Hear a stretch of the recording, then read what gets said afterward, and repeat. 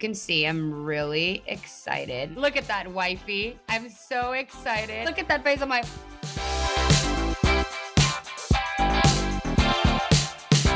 Hello, everyone. Welcome back to Collider Ladies Night. This time around, I have one of my absolute favorites on the show. It's Eiza González. Hello. Congratulations. Am I my own audience?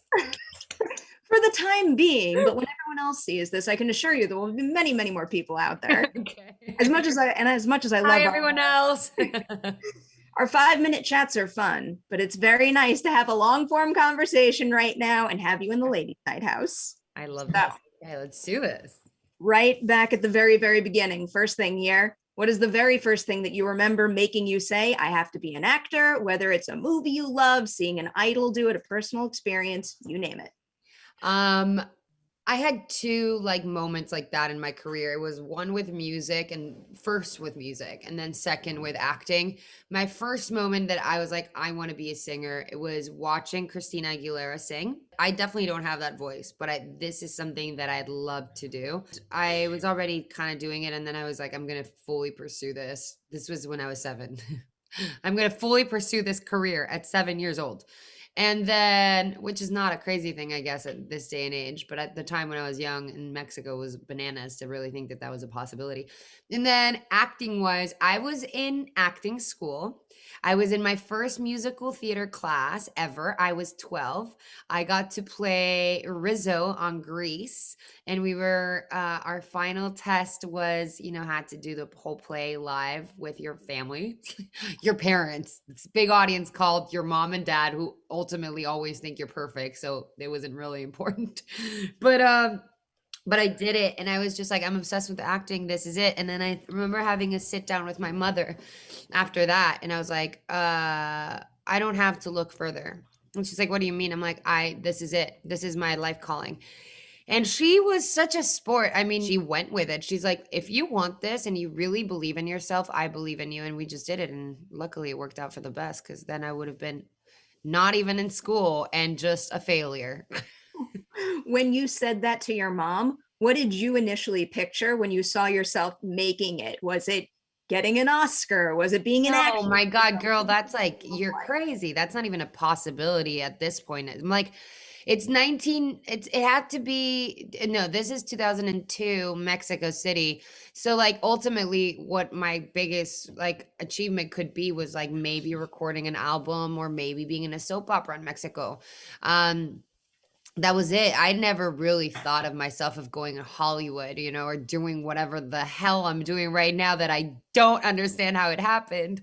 So yeah, it's very humbling, because I never even thought. Every day I'm like, wow, how the F am I here?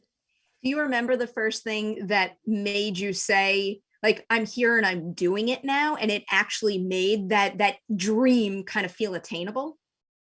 I have had a lot of moments like that. It just never ends. It's just really bananas, because you as an, especially me at least, you go between I really believe in myself. I deserve to be here, and I've worked really hard. So I should look at it with conviction and drive, and own it and fully own it, because if I own it, other people will respect me. And then fully holy shit, I'm in a Godzilla versus Kong movie, and I'm like, I had multiple moments recently just doing a movie with Michael Bay, and I was with Jake Gyllenhaal on set, and I remember growing up watching DONNIE, DARKO, and I was, no joke, probably 12, 11, and being like, wow, he is the coolest. And then I'm in a scene with him, and I'm like, how is this possible? And then being a Michael Bay, girl, and it's just mind blown sometimes. So I did want to ask you about your experience studying acting in school, because I know formal acting training is different wherever you go, and it's unique for every individual's experience. So given the fact that you went to more than one program, is there any particular one that kind of felt like the right match for you and the way you wanted to study your craft?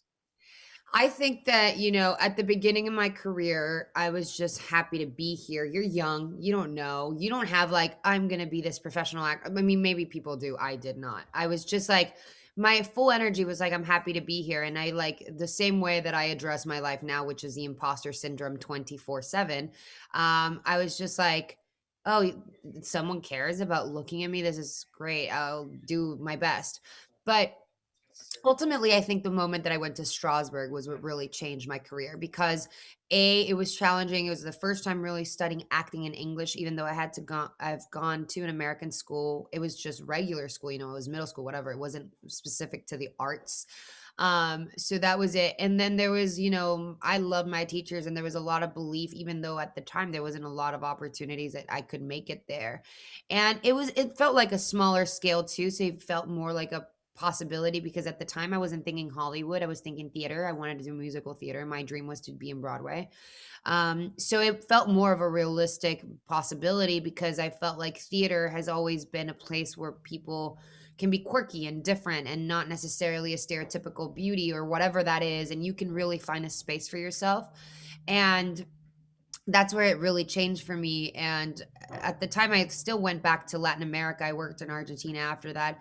But Hollywood really was never, I don't know if you know, but I never moved to Hollywood thinking I'm going to move to Hollywood and make the dream. It just happened, which is crazy. Well, in that case, how did it happen? How did the conversation get started that made you think, maybe I should move to LA? It was not like that at all. I never had a conversation. It's a complete accident. It's actually crazy. I've acted at this point. I'm 21 years old. I've worked for a long time in Latin America. I started when I was really young. I now work for Nickelodeon at this point. I've recorded I don't even know, 6 albums at this point. They were because I was part of that machine of kids shows. So you do 40 albums. So I was just like, okay, I'm going to go. So I'd always come to LA because for me, the Hollywood dream was always just being here and being able to go to whatever, a place and look at the stars on the floor. And it was just a dream and it kept me inspired. So every time that I would jump from one job to the other, I would come to LA and hang and just walk down Hollywood Boulevard and look at the streets and be inspired by the dream. And that just gave me a lot of energy to go back and do work. And so one of the few times that I ended up, this is a wild story. I hope we have the time. Long story short, came here. I was really sad. I had just ended a really big relationship and I was really depressed and I needed to leave Mexico because I grew up being a teen, so when you're a teen, the public and the press can be very brutal. So I needed to remove myself from it for a minute. So I rented out this landscaper's house, back room. There was not Airbnbs or anything at the time. She had an open room. A friend of a friend knew her. I rented the place and my mother, who's the dear, it's all the making of my mother in the most innocent way, was just you're just in LA. Why don't you go for an audition? I was like, Mom, that's not how it works. You need an agent and a manager. You have no idea what you're saying. She's like, oh, some friend of mine's told me something about this thing called IMDb Pro. I think you have a profile. I think I'm going to put your name and my email under it and just see what happens. And I just sure, Mom. And she knew that I was really depressed and sad at the time. So then she called me one day and she's like, there's this audition. I was like, I don't even know how to audition in America. I don't have a rep. They're just telling you to go. So I did. I had no idea. I'd never auditioned in English in my life. But I just did it for the shits and giggles. I was like, okay, I'll do it. It's not going to happen. So then I did. And then it sounds very self-indulgent, but it really happened this way. I had a call back and then I didn't really know what I was auditioning for. And then I had another call back and I was like, what is happening? And then long story short, it turned out I was auditioning for Star Wars. For The Force Awakens. I was completely clueless because they give you dummy sides. You don't know what you're reading. Now I know all this information, but at the time, you can see I think Daisy Ridley was just casted out of nowhere. They like unknown people. So we were lucky to do that. Obviously didn't book it, but went pretty far. And I was like, great, awesome. That was great. Moving back to Mexico, it didn't happen. That will be a great story for the rest of my life. And then a week later, I got a call on my, flip phone at the time that I had bought at a CVS. And I got a call from from a casting director. And she's like, oh, this other director saw your material. He wants to read you. Can you read? I taped myself. Long story short, it was Robert Rodriguez. A month later, I was moving to Austin and I did From Dusk Till Dawn. And I don't know how this happened. My second audition. That is wild. I love that. I'm so glad you shared that story. I was also crazy. It's a total just meant to be moment, I guess, because it's bananas. I was revisiting our first interview ever, and it was for From Dusk Till Dawn at South by Southwest Yeah. in what, like 2013, 14? Yeah. Around Yeah. that. I was busy watching that, and I'm busy like critiquing myself and thinking about how much I've grown from way back then to where I am now. So, what would you say? And I'm sure there's a million answers to this. Is Oh like my the difference God. between your mentality then and where you're at right now? I'm just so grateful that Robert was so patient with me because I was so terrible like on that show. I was such a bad actress. I was so bad. It was so hard. I was so terrified. I was so scared because I was scared because it was my first English job ever. I had a lot of pressure. I was like, "Oh my God, this was iconic. This was Selma. I'm gonna totally screw this up." I was like overacting most of the time because I was coming off of melodrama, like acting in soap opera. So I didn't even know the American, like I didn't, I was so bad. But I will tell you something, I had so much fun, and Robert was so patient and really believed in me and made me feel very safe. And even though I was awful, because I was, he was just very like, it's good, it's fine. You can't always be great. Like you get great at sucking and then getting better, but there's something about you and you have such a good attitude and you're very like willing to learn. And I was, and I started learning a lot. And then I was like always in a humble place where like I'm terrible, but I'm gonna learn. I'm terrible and I'm gonna learn. And then I've always approached everything that way. And now it's like day and night. Now I feel confident, right? Like I feel like I've grown into, you're talking about my early 20s versus now I'm in my 30s, early 30s, but still that's a big brink of time for women. And I just feel confident in my choices. I was just talking about it in an interview recently. I was like saying being a good actor just becomes being more confident about your choices. It's not even about being good at acting itself, whatever that is. It's just feeling confident that what you're doing and the choice you're doing is the truth and you believe it deeply, and it involves a lot of confidence. So it's really funny because it's been, I mean, so much has happened in such a quick time.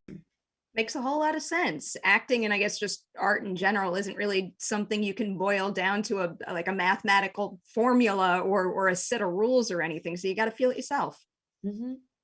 Do you remember the very first project that you did where you were on set and you're like I'm feeling it. Like I feel that confidence creeping in now. Baby Driver. I think Baby Driver was it. I had come off of 2 seasons of From Dusk Till Dawn. I had already gone through my first season of over enunciating with my mouth a lot and having someone making me feel good about it, and then figuring it out and feeling confident. And then I always credit Robert for my boost of confidence because the way he approaches his actors is very warm and loving. It's not like judgmental. And so for when I got to set on Baby Driver, I auditioned for that movie. I think I was the only person that auditioned for that cast. So I felt confident that I had earned that spot. I earned this place. And I didn't audition once. I auditioned a lot of times. And I was a nobody at the time. So that the studio at the time wanted a bigger name. And I was like the wild card and like, but Edgar fought for me and believed in me. And so I felt really confident. I remember being on that first day on set with, it was Jamie and John and the whole cast. And I was sitting there and I was like, oh my God, I'm in this. This is happening and I have to own it. And I did. And especially the dynamic between our both characters, I had to be very confident or else it would not work, between Buddy and Darling. A wild card maybe, but one that wound up making a huge impression. So from my limited perspective, Baby Driver was the one that Yeah, of course. I guess kind of made you a household name in a sense. Is that the way that it felt to you, where that movie kind of blew the door wide open to opportunities you didn't have before? Totally, totally, because it was different, when we did the show also it wasn't like the boom that it is to do shows now, in the sense we were like a third or fourth Netflix original series. Like at the time it wasn't as humongous as it is now. But it was, and then Baby Driver was just, we were lucky. It was such an underdog success. I remember when we were making it, no one really knew about it. Funny enough, I talked about it with Michael Bay recently because I did go to a dinner and he was like, who are you? And I was like, oh, I'm, this Mexican actress. I've done this mall movie. He's like, what's this movie? And I was like, Baby Driver. He's like, I don't know it. I was like, yeah, it comes out next year.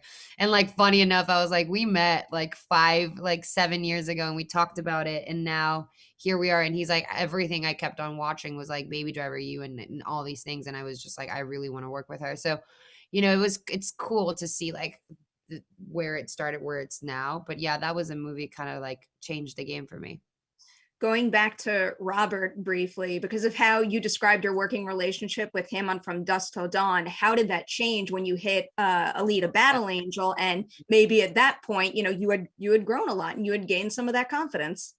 I had just came off of Baby Driver. A good note is I was not going to be able to do Baby Driver because I was locked into this third series of From Dusk Till Dawn. And Robert knew that it was so important to me that he rewrote the third season to get me out of the third season more so I could go do that movie. So honestly, that what I keep on saying is like Robert Rodriguez is just a legend. He is the best. If it wouldn't have been for him, it wouldn't have happened probably. And in every shape or form, he brought me here. He believed in me. He allowed me and enabled me to go do that job. So then Alita Battle Angel came around, but I knew about Alita for a long time because I've been working with him for so long. He was so excited. He kept on showing us all about Alita. We heard when James had just let him know that he was going to do Alita. We were there, we were a family, worked 3 years together. And I never thought, I heard a lot about Alita, but I never thought there was something for me. Also, I was also a known actress and the cast was really, massive. And I remember he called me, he said, I have this very small role in Alita Battle Angel, but it's really cool. And I think you would do such a good job. And he's like, but here's the gist. You have to audition for it. James does not let anyone be in the movie unless they get audition and he sees them. So I was like, okay, let's do it. I'll audition. I'm always game to audition. I like love auditioning. I've learned to love it because it also allows me to feel like I earned something.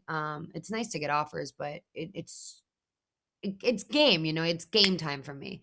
And so I did, and I auditioned, and James eventually liked it, and he gave me his seal of approval, and I went to set. And then James tried to make my role bigger because he really liked what we had done. So we try to like stretch it as much as possible. But I never stopped geeking out. I was like, I'm with Christoph Waltz. What's happening? Like, I'm licking Christoph Waltz's face. What is happening? Like, it was so crazy. And it was so fun to do that job because it was also the rise of Rosa Salazar at the moment. And I was so excited to see her. She's so hardworking and such a strong woman with like a vision and a clarity and such a good actress. And she tackled this so beautifully.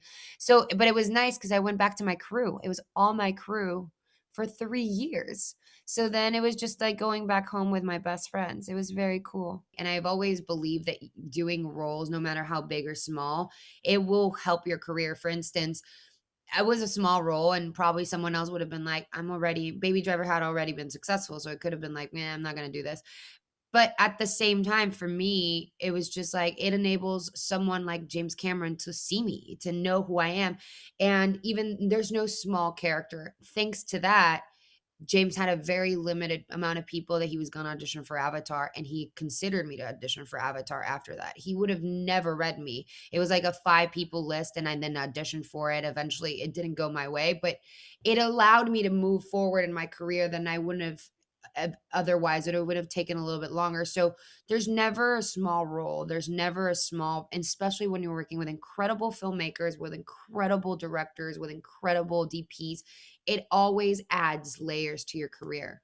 No small role and no small film either. I was just talking to someone that it was Catherine Waterston, and she had done this itty bitty film early on that she thought no one was ever going to see. Paul Thomas Anderson sees her in that, and then years later casts her in Inherent Vice. That's what happens. That's what happens, really. Speaking of no small role, Hobbs and Shaw. Please tell me they left the door open, because all I wanted when that movie was over is to know everything about her and how she wound up in that position. That's so funny. Yes. So there's a very funny story to this. So when I was doing Bloodshot, I got a call and I had just gotten offered both Hobbs and Shaw and Godzilla versus Kong it was the same week at the same time. And I really wanted to do both, but they were going to have like a schedule conflict because the character both required more time. And so Dwayne and his team were so incredible about it because they were like, we really like her. We really want her to be in the movie. How do we make this work? So they worked around my Godzilla versus Kong schedule, which was like, basically we were changing from one location to the other, from Hawaii to Australia. He's like, we'll take, and I said, I'm game to not have vacations. It was the holidays. So I remember I was like, I'm game to not have vacations if I can go do that. And then, of course, the conversation was to live in the Fast and Furious franchise. And it's something that I had discussed with Donna Langley before. And I was like always wanting to find something with Universal because I love them. So I eventually was like, I'm game. I don't care. Again, no small role. And it was so fun. And it just opened the possibilities for the franchise. And it's such a humongous franchise that now they're doing a all female Fast and Furious, and like it's a whole network of family. And at the same time, at the time, I was working with Vin Diesel, and he just gave me his seal of approval. I texted him. I said, "Hey, this is gonna happen. I hope you approve it." And he's like super excited for me. So it was really cool. It was like very full circle. I love hearing all of that. There's so many other things that I want to hit, and I already realize I'm running out of time. I do want to ask one I care a lot question, even though we already spoke about this. It's just specifically, what was your reaction when Rosman won the Golden Oh Globe? my God. My reaction Over here. was crazy. I'm going to take an extra second to show you because I have these really funny photos. So, first of all, I was really drunk when this happened. I was like out and about, and I was like, I'm not going to worry if we win or we lose. I'm just like excited that this is happening because for me, her winning is me winning because it's like my pride wife. Like, I'm like, oh, my wife, she's so beautiful. She's so talented. So anyway, my stylist styles Julie Gardner, and she called me in the middle of the night because it's pretty late, and Rosamund was like 4 a.m. with her. She's like, Rosamund just won. And I remember falling to the floor, and I took a picture of myself, and that's what I'm trying to find as we speak. Oh, I hope I can find it. And I FaceTimed her, and I'm like drunk on the floor, just like rolling. And I just cried. We both cried together. I think that we did I Care a Lot, being a very small independent movie. We didn't have backup that we have right now. Here we are. So you can see I'm really excited and I'm crying. That's Rosamund crying, but that's me crying. And I just kept on rolling. We're so look at that wifey. I'm so excited. Look at that face. I'm like, but it was a small movie, and seeing, the ripple effect. And I was just so proud of her. She worked so hard. She deserved every single moment of it because I've never seen a dedication the way she is. She's so involved. She's so hands on. And again, no small role. When at the time this movie came around, I dropped out of other two movies to do this because I felt very confident that this was the right choice and this was the movie and the role that I needed to do. It helped me get out of like the stigma and stereotype of like a bombshell or like a sexy Latina. It was just like a cool, edgy character that had a lot of heart and a lot of love. And the effect that it has had, thanks to like the platforms and Netflix, has been crazy. So I'm very grateful. I love that that movie was embraced as much as it was. I do So too. now I've got a bit of an Instagram snooping question for you, because I was scrolling through and I came across a post that you wrote about dealing with the industry in the sense that it often kind of dictates what you can wind up being within it. So do you have any examples of maybe a specific filmmaker or a specific project that didn't box you into something that has now inspired you and given you something to take that you can actually use as you pursue I guess a career in producing or some more producerial roles? Yeah.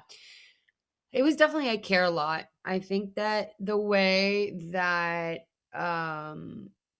Jay approached the casting of that movie, to me, was already a success. Whether the movie works or not, the way he approached in life is very fluid. His energy is very fluid. He's a very confident man. The fact that he could have casted anyone and believed in me, and just my biggest champion, he believed and he pushed, and he would really want to diversify the cast as much as possible for no more reason than just making it feel more special and unique because he's quirky like that. I love that. And it boosted my confidence in the sense of I can tell different stories. I can do this. I'm not going to let the industry dictate me that I can only do this or that. So now I have a lot of fun because besides obviously the things that I'm looking at to produce and create as an producer, or eventually would love to direct, I also have fun in my auditions. Like I feel more confident than ever of changing up my look, cutting my hair, using a wig, changing an accent, trying. I auditioned for like the new Game of Thrones. I was like, I'm not British, but I'm gonna try. Like, let's try. Let's play. What is the worst I can get? A no. Like, okay, that's a given. I'm already a Mexican woman who's an immigrant. The no is always a given for me. So that's the beauty of also being a minority. You're so accustomed to the word no that I'm like, doesn't even rub me. Like, it doesn't even like, now I'm just always waiting for the yes. I'm not threatened by a no anymore. It's just like it flies over my head. I got high hopes the yeses are going to keep coming, and that as a producer, you're going to create yeses for some other people out there who don't That's get them my right now. biggest intention for sure. One more Instagram question before I get into Godzilla and Kong, because I think it was the next thing. I watched the bike fall video. Are you okay? My God. This is just the perfect example that social media has destroyed our brains, that we are just becoming so basic. I was like, what was I even thinking when I was doing this? The truth of the matter is, what I was thinking is I saw my friend whip out his phone and I was like, I'm going to be cute. I'm so stupid in my bank. And then obviously, God was like, basic, you're going to fall and you deserve it for being so self-absorbed. But it was really funny, and I felt like I had to share the real story, because I guess we get to see so much of the glitz and glamour on social media, and I do, we're part of a machine, and you show like the beautiful side or whatever, but I can also show you that like my pants are not tied and I just ate a lot of food and I fell off my bike, and that's just the real life, and not everything's perfection, but it is so basic of me. I feel so embarrassed. I feel like it's a nice thing for everyone to be able to laugh, but Yeah. only because you were okay after it happened. Yeah, ish. It was okay ish. All right, jumping into Godzilla versus Kong now. I guess in a sense here, because you've worked on a number of very big studio movies that are very heavy on the CGI. So, with all this experience now, twofold question: do you find that there's a shared trait amongst all the great directors who can handle a project like that? And then also, what is it about Adam that made him stand out from the pack? It's interesting. I think that what really becomes challenging for filmmakers in these movies is balancing out the requirements and the requests from a studio, and the idea, and then the creative, and then bringing to life. It's a lot. It's a lot. It's a lot of pressure being put on a director, and it just becomes who can take the pressure better than others. And do you cave or you don't cave? It. This is like I've always said. This industry, more than anything, it's a game of resistance, like who can take more, and really how do you do it as elegantly as possible. And he was great at it. Like, he was just really, I think the good thing about Adam was multiple things. He's inherently a nerd, so he geeked out about every single thing in the most cute, endearing, beautiful way as a director, but also inspired confidence. I think what I could see in a way is like he was equal parts excited but terrified. And that's okay. I think that that's okay to normalize, to be terrified with that amount of expectation, because it sort of made us all feel okay that we were all terrified. Like, Alexander was helming a lot of the story, and I think he sometimes scared because you're up to all these odds that you don't know really what's going to be the outcome. It's like these non-existent characters. We got to create a story between us and make it believable. And how far is too far? How little is too little? And how do we balance all of this information? So I was just so proud of Adam. And honestly, I was even more proud when I saw the outcome, because it's a whole different ballgame. You can do the best you can on set, but there's so many intricacies that come afterwards that he navigated so well that the movie turned out so entertaining and fun. And I hope that the audiences enjoy it, because we had a lot of fun making it. I can't imagine otherwise. It's just Yeah. you can't see two cinematic icons like Godzilla and Kong go at it and not enjoy that. How lucky are we that we got to kill two birds with one stone? I'm like, I'm in a Kong and a Godzilla movie at the same time. That's awesome. I have one question about your character because we don't get this scene in the movie. Did you ever get to shoot anything with Damien, who I just absolutely adore in everything I see him in? No, I love him. We were just talking about it. We were on interviews right before this. And one of the things we really were sad about is that we didn't get the chance to we didn't get to shoot a lot in general. Like I never met Millie or Julian or Brian. So it's crazy because we worked on this film for 7 months and we never met. And I didn't get to spend time with Damien, and him and I had met before to find something to work together with. And eventually when we got this, we're like, this is kind of, but not really. So we're trying to do another one. Hopefully we're like, let's find something. But yeah, I love him. He's so talented. He's such an, a Mexican icon. I admire him. He does this so he jumps from one movie to the other. That's kind of my dream of a career. He does Midnight Sky with Clooney, and then he just did a very small independent movie in Mexico, and then he just went and did this. He's always on it. He's just an artist, and I get so inspired by him.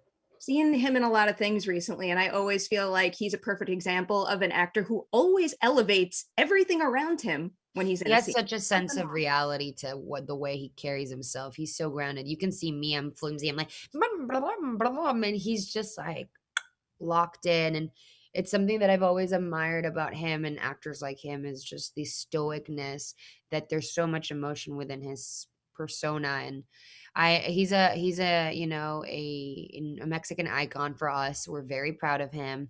I get really inspired by him, and I'm so happy that there's a possibility to have two Mexicans in a movie, not one, and it has nothing to do with us being Mexican, which is great. I mean, I'm grateful for Legendary and Warner Brothers taking chances on diversity. It's important, and letting us portray something that has nothing inherently to do with our nationality, but elevates it and helps us to be seen and portrayed worldwide, because this movie is a big scale movie in the way that we feel that is very honorable. So they're going to kick me out of here soon, which is sad because I have a million more questions for you. But we always end ladies' night with some rapid fire random questions. Here we So I'll go. start off with the light stuff. What's the Okay. most recent show that you binge watched? I just been watched the Woody Allen versus Mia Farrow documentary. I haven't gotten there yet, but I've heard lots about it. Yeah, intense. Have you picked up any new hobbies while we've been in lockdown? But you've also been working a lot. Yes, I did, but it was good because it was correlated to my last job. I sort of really got into medical jargon and work. So I learned how to do my own IVs. So now I can do my own IVs. That's Kind of incredible. terrifying, but I did. I learned. I grew up on ER, so I always wonder if, all those actors can actually do all those procedures now. Well, I don't Or know if- if they can, but I can for sure. I don't know if I can save someone's life, but I can definitely cure a hangover for myself. all right, that's important stuff to know. What is a line of dialogue from one of your movies or shows that you will never ever forget, no matter how far you're removed from that production? Mine or so I feel like I have that line from Rosamund when she says, "You're so sadly beat by the fact that I have a vagina." Like, that line to me, and because I don't have a dick and balls, like, I think that just because you have a dick and balls doesn't automatically make you smarter, and I thought it was, like, so I was like, "Oh, this is so real. I love this." A plus choice right there. So this is our last question on every ladies' night. It's a deep question. You could take it lighter. You can go deep with it if you want. But what is the biggest fear that you've ever had that you've actually managed to overcome? Ooh, what is the biggest fear I've ever had that I've overcome? I feel like I never overcome my Or fears. made progress with overcoming? I actually feel like I have a little bit of a stage fright and performance fright, and even though I feel very confident about how I speak English, sometimes I get really self-conscious about it, especially because um I know it well enough that I can move quickly, but sometimes not as well as I would like to keep up with my American co-stars. So like I want to take, sometimes direction that the way that they do, and I wouldn't move as quickly as they and I naturally can. And I think that that was something that made me very self-conscious at the beginning of my career, and I'm slowly unwiring that through my out of my psyche. But I do feel like I think that sometimes the imposter syndrome that I have inherently terrifies me, and I feel like I've been told so many times that I've made it here for certain reasons that I doubt myself. And when I'm on set, I'm like, I don't deserve to be here. I don't, why am I here? And sometimes that terrifies me. But I've been lucky enough to the last few years to work with actors and directors that make me feel more confident about my performance. Um, and that's inherently just talking about work. There's a lot of personal fears that I feel like they're still inherently there. But that's one of them that I feel like slowly I'm overcoming, and I feel happier because that was something that really paralyzed me with fear. Well, I'm glad you're overcoming that and you're seizing the millions of opportunities that are kind of at your fingertips right now. I'm so happy for you. Huge congratulations on Godzilla versus Kong and just in general. Thanks for being such a pleasure always whenever we talk. I feel like your enthusiasm for your work kind of radiates, at least for now, through the screen, and it's infectious and I love that. Thank you. I appreciate it, Perry. You're always wonderful. Thank you for taking your time and making me part of this Ladies' Day.